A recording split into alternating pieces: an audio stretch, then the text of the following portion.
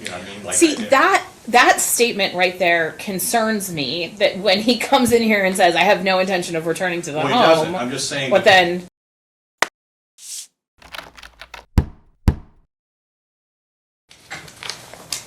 All right, we're on the record. T22, the matter of versus...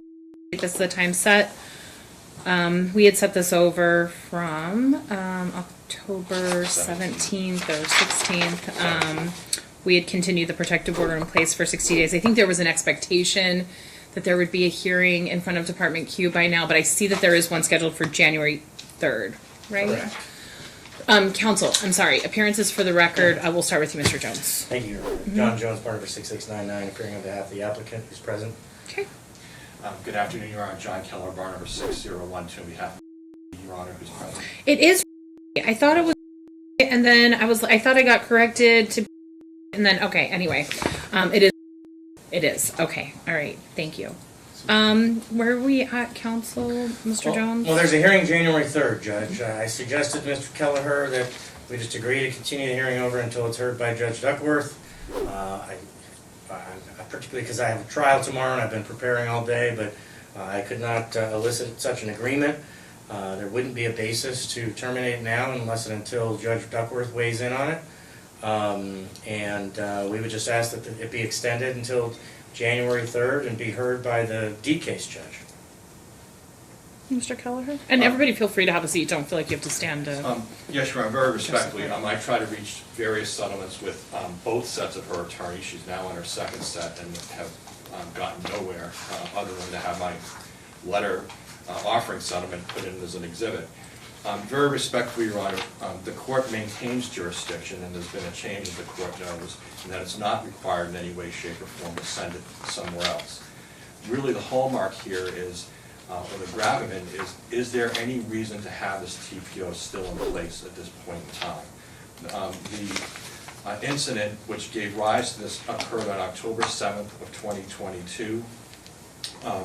We came before this honorable court on a request to extend it on October 7th of 2022, and the court put in basically what amounted to some agreements in place as to visitation, to an exchange of financial records, and also to the issue of ongoing contact with the children.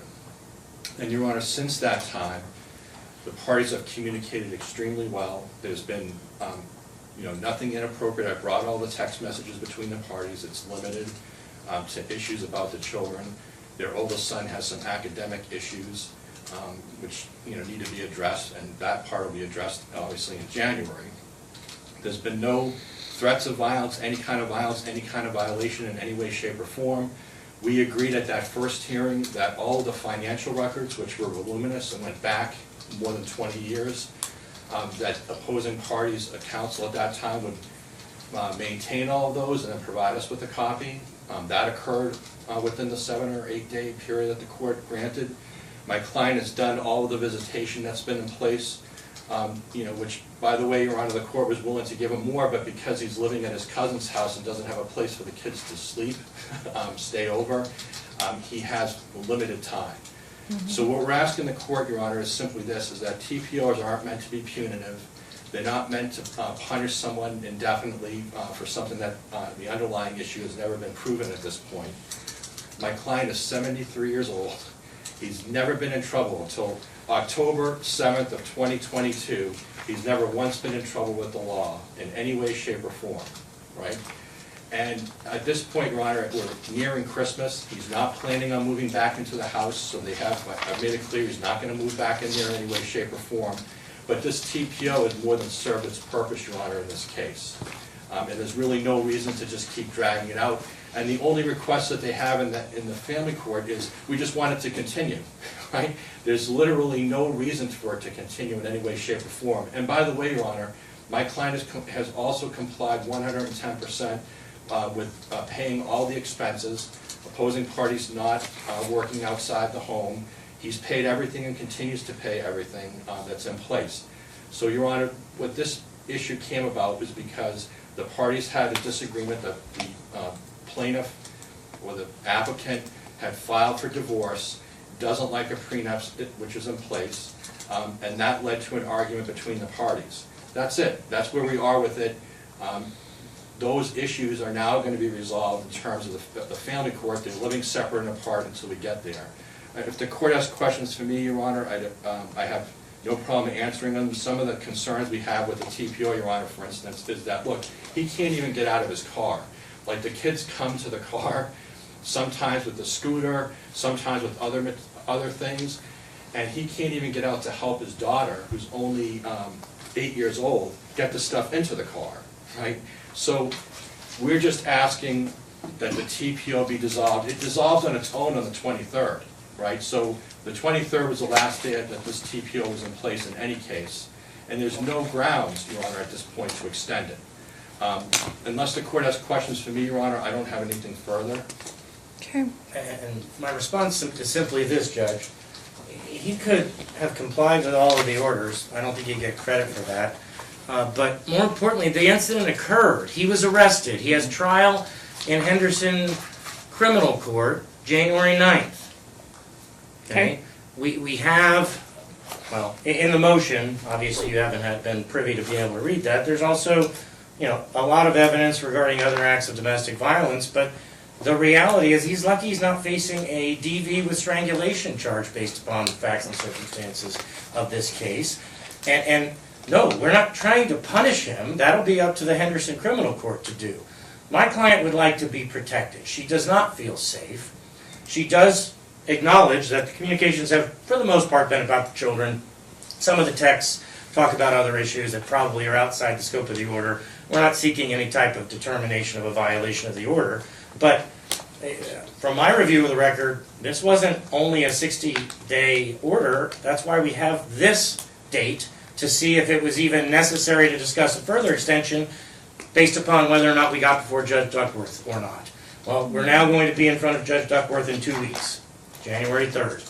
And that will actually be before his criminal case, and the only time that I think it would be appropriate to say, okay, maybe the TPO wasn't appropriate if he's acquitted.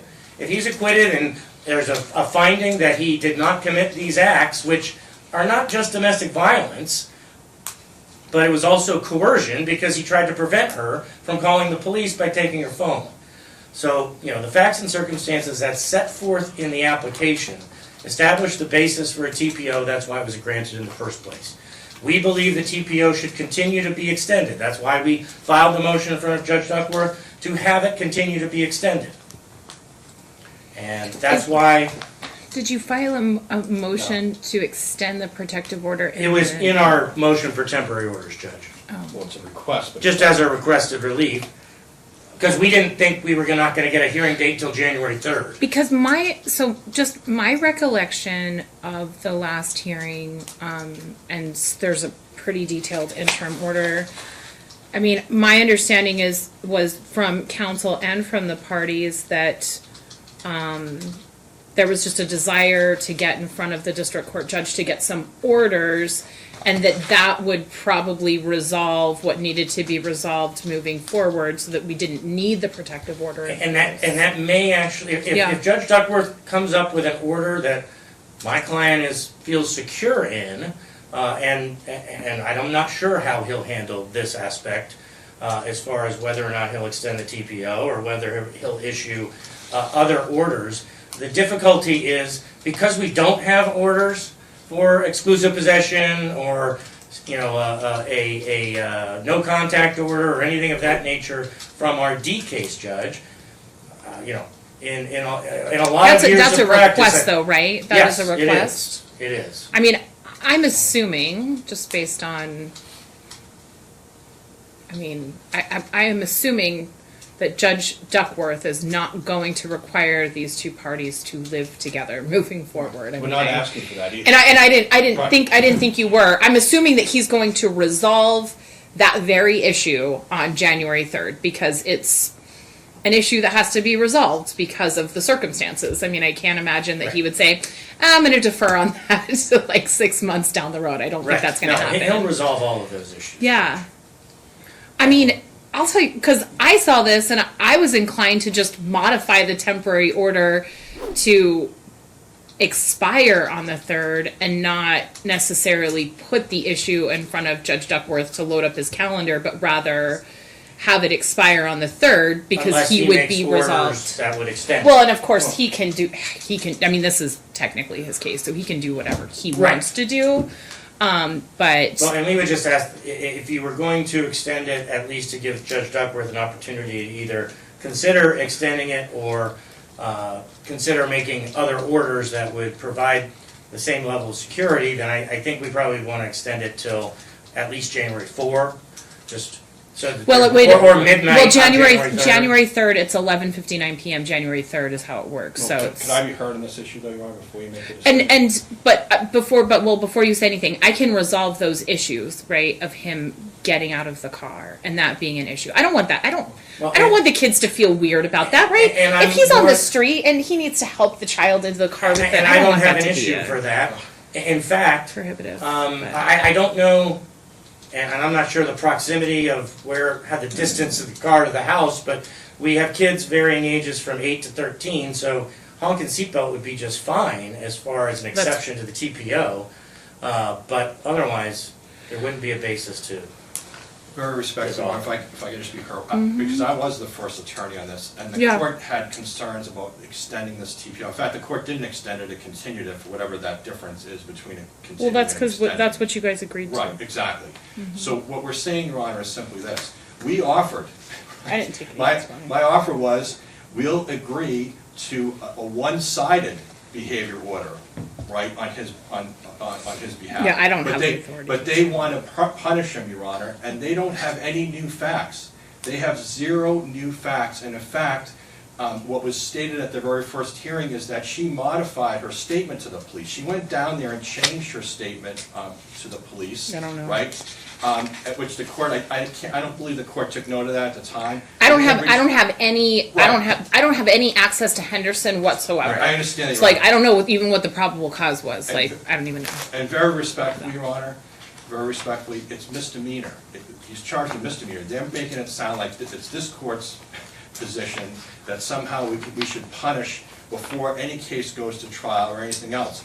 There are no safety concerns. Even the court's saying that, is that the kids come and go. He would like to have a little more flexibility with the children during Christmas. He has no intention of moving back into the house.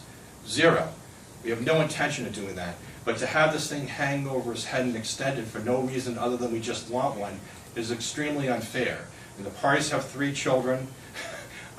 They've been married for 14 years. There's a prenuptial agreement, which we understand. That's the issue regarding the house. It really flows from the prenuptial agreement. And at this point, Your Honor, she's not in any kind of situation that would require her to have other than extremely minimal contact. So the court had never indicated that it was going to extend this TPO. In fact, my understanding was that I didn't the even court- get to that point. I mean, Right. I never got to that point. You guys came in here, you had an agreement. We put it on the record. I never even had these parties sworn in. I didn't take any testimony from the applicant. And I'm assuming that your client would not testify if we had, if I took testimony today. He may. I don't know.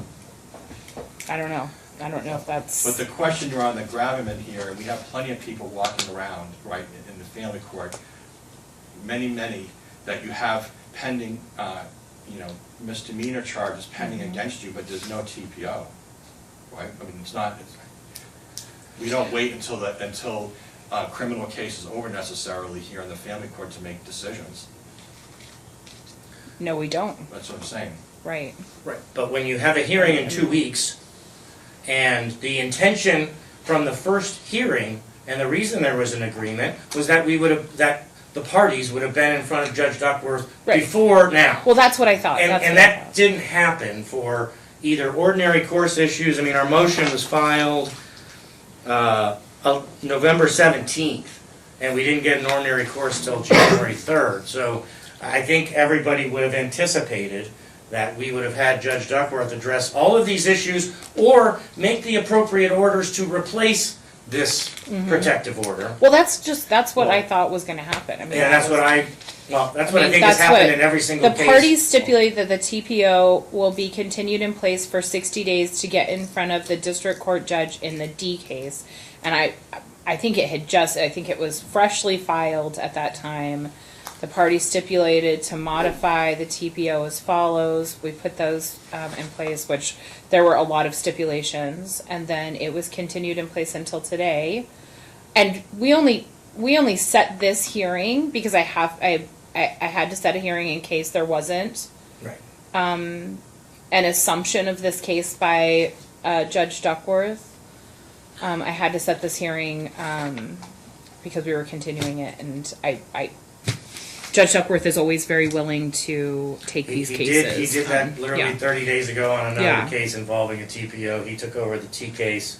And he may, at that point, after considering the more significant evidence, in fact, this binder is not the TPO pleadings, it's actually the motion pleadings for January 3rd, after he considers the other significant evidence, which includes multiple photographs of other incidents of domestic violence that have occurred in the past, I think he will be inclined to extend the TPO.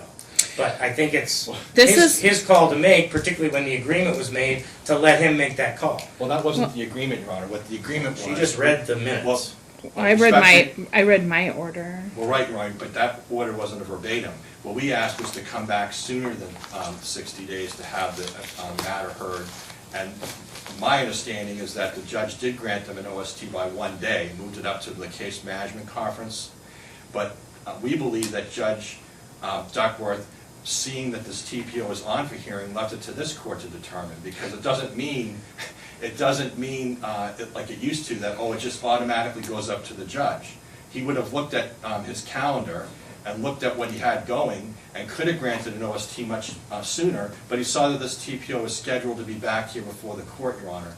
And no incidents, I don't know. zero has occurred between the time that we came into court on the 17th of October and today's date. I've never gotten a letter in my office No, saying... I hear what you're saying, Mr. Kelleher, but I don't think I can preclude I feel like we only have choices today as to how we proceed, right? I don't feel like I can just say protective orders over today without taking testimony and hearing what the applicant has to say, because it's her extension hearing to either pursue or withdraw. And so I feel like my options are swear the parties in, take testimony, make findings and an order on the extension request, or continue the matter and have it either be heard by Judge Duckworth or, I mean, honestly, I was inclined, like I said, I was somewhat inclined. I was not aware of a history of domestic violence. I have not looked through and I haven't looked at the motion. I just saw that it was set for a hearing on January 3rd. I thought the two of you would be agreeing to put it on in front of Judge Duckworth that's what I thought the agreement was before. So I don't feel like I can't just say it's over today and that be it. So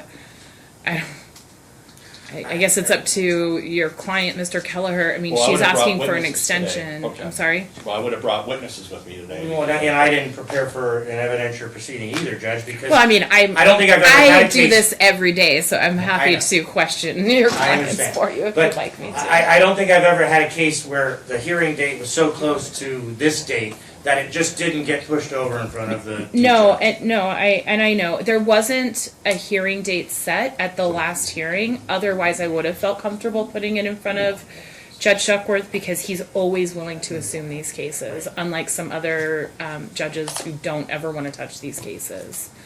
So I really don't feel like I have an option. I can reset it if you want me to. I can reset it here, but I don't know.